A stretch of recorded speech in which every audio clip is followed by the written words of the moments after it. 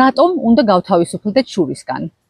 როგორც მინიმუმ იმიტომ, რომ შურს ჩვენთვის არ მოაქვს არანაირი სარგებელი.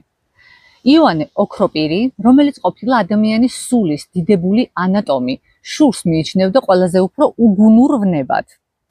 ის ამბობს, სხვა ვნებებს აქვთ მოტივი, მაგალითად მრუში ეძებს სიამოვნებას, თუნდაც წამიერს, თუნდაც ილუზორულს, ქურდი ეძებს მატერიალურ სარგებელს, მრისხანე ადამიანი და ამპარტავანი ეძებს ძალაუფლებას.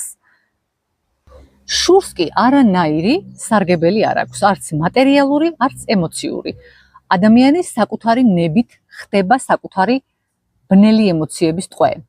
ის ხდება საკუთარი თავის ჯალათი. სხვისი წარმატება, ბედნიერება, სიხარული მას ანიჭებს და აყენებს მენტალურ და ლამის ფიზიკურ ტკივილს. და ნაცვლად იმისა, რომ ის ტკბებოდეს ცხოვრებით, ის იტანჯება.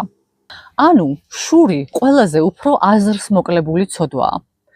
სხვა ყველა ცოდვისგან განსხვავებით, მას არანაირი რენტაბელობა არ აქვს ჩვენთვის, ასე ვთქვათ, სრულიად პირდაპირ არის მარტო დანაკარგი, სხვა არაფერი.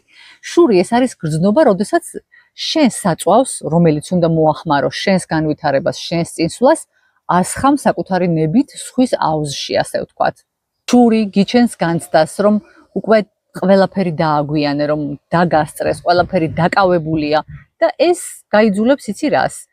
პროკრასტინაციის საუკეთესო ნიღაბია, ასე ვთქვათ, ანუ საქმის განზრახ და უსაფუძვლოდ გადადების.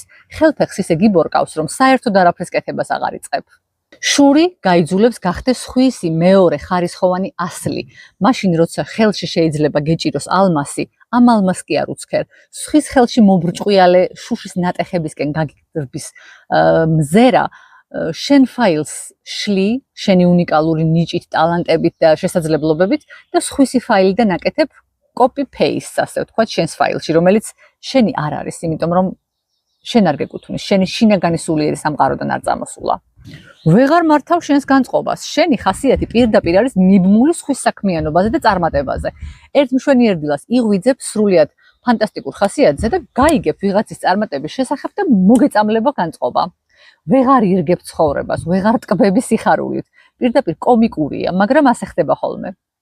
ანუ შევთანხმდით, რომ შური მეტნაკლებად ინტენსივობით ყველას გაგკრავს ხოლმე გულში. თავარია ის თუ რას მოუხერხებთ ამ გრძნობას, ჩვენ ავყვებით, გარდავქმნით ბოღმას, მიუცემთ მას საშუალებას, რომ გაიდგას ფესვები ჩვენს ქვეცნობიერში და იქიდან გვწამლოს თუ არა. თუ ავყვებით, მაშინ გავამართლებთ ერთ ძალიან კარგ გამოთქმას, რომ ბოღმა და შური ეს არის შხამი, რომელსაც სვამ შენ იმის იმედით, რომ მოწამლავ სხვას. ვინაიდან და რადგანაც ადამიანები ყველაზე მეტი გულმოდგინებით შურიანობას ხშირად საკუთარ თავს ვუმალავთ ხოლმე, მოდი ცოტა დავიხმაროთ რამოდენიმე შეკითხვა და გამოვარკვიოთ ხომ არ ვიყენებთ თავდაცვის შემდეგ მექანიზმებს. გაუფასურება. წარმატებას კი მიაღწია, მაგრამ რა ფასი აქვს ეგეთ წარმატებას, პირადი ცხოვრება გასწორებულია მისი მიწასთან. ან ლამაზი კია, მაგრამ ღმერთო ჩემო, ჯანმრთელობა რა დღეში აქვს. ჩვენ ვეძებთ სხვაში ნაკლს, რათა მისი წარმატება საკუთარ თვალში გავაუფასუროთ და ამით რაღაცნაირად შვება მოგვაროს ამ ყველაფერმა. სამართლიანობის ძიება. ადამიანი იწყებს სამართლიანობის ძიებას, მტკიცებას, რომ სხვისი წარმატება არის დაუმსახურებელი, ვიღაცეების დახმარებით მიღწეული და ასე შემდეგ.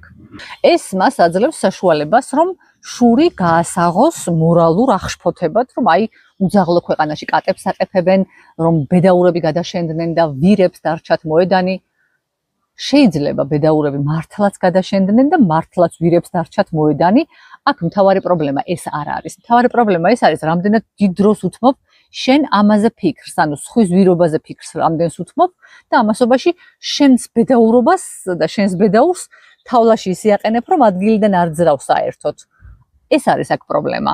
შენ შეგიძლია იმოქმედო, იმას საერთოდ არ შეხედო და დაამტკიცო შენი ბედაურობაც, რაშობაც და გაუხედნავი, რა ვიცი მე, მერნობაც. ზედმეტი კრიტიკულობა, ვითომ ობიექტურობა, რომ მე მაგალითად აი ესეთი ცოდნით საკუთარ თავს ამის უფლებას უბრალოდ ვერ მივცემდი, ნუ აი მაგ ვიდით რამდენს ბედავს.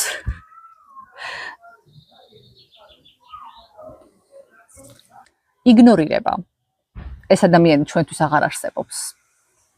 ჩვენ მასზე აღარ ვსაუბრობთ, არ ვიმჩნევთ მის არსებობას. ის ჩვენთვის მოკვდა, თუმცა იგი სინამდვილეში მარად ცოცხალია ჩვენს გულებში.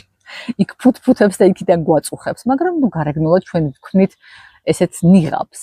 ზრუნვა, ვაიმე რამდენ შრომობ ესე როგორ შეიძლება, ეს არ ღირს ამად ღმერთო ჩემო დაისვენე კაცო, გაიფუჭებ ჯანმრთელობას და ფსიქიკას დაიზიანებ და ამ დროს ნეტა გაჩერდებოდეს, რითი აღარ დაიღალა.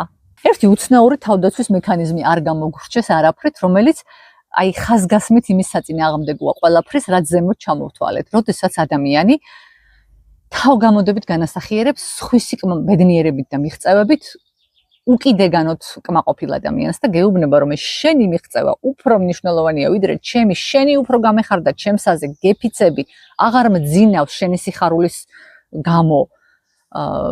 ეს იცით როგორი რაღაცაა ხოლმე, ორი რაღაცა ხდება ამ შემთხვევაში, ან ადამიანს ესეჩვენება საკუთარი შურის შენიღბვის საუკეთესო გზად, ან შეიძლება ეჩვენებოდეს შურთან ბრძოლის საუკეთესო გზად.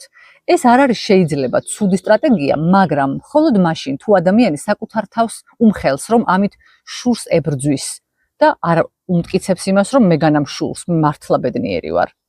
იმიტომ რომ თუ უმალავს თავის თავს, ეს ერთ-ერთი ყველაზე ცუდი სტრატეგია, ასე ვთქვათ.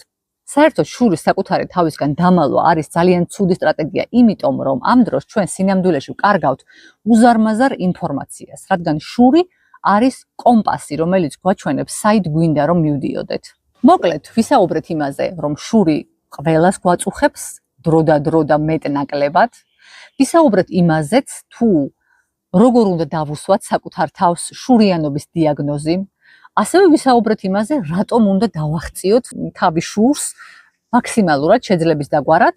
შემდეგ ვიდეოებში განვაგრძოთ საუბარი იმაზე, თუ როგორ შევძლოთ ეს, როგორ შევწყვიტოთ მაქსიმალურად სხვისი წარმატების შური და გავყვეთ ცხოვრების საკუთარ გზას.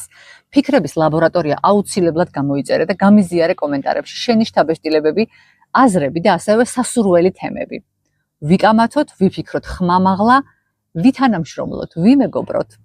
დროებით შემდეგ ვიდეომდე.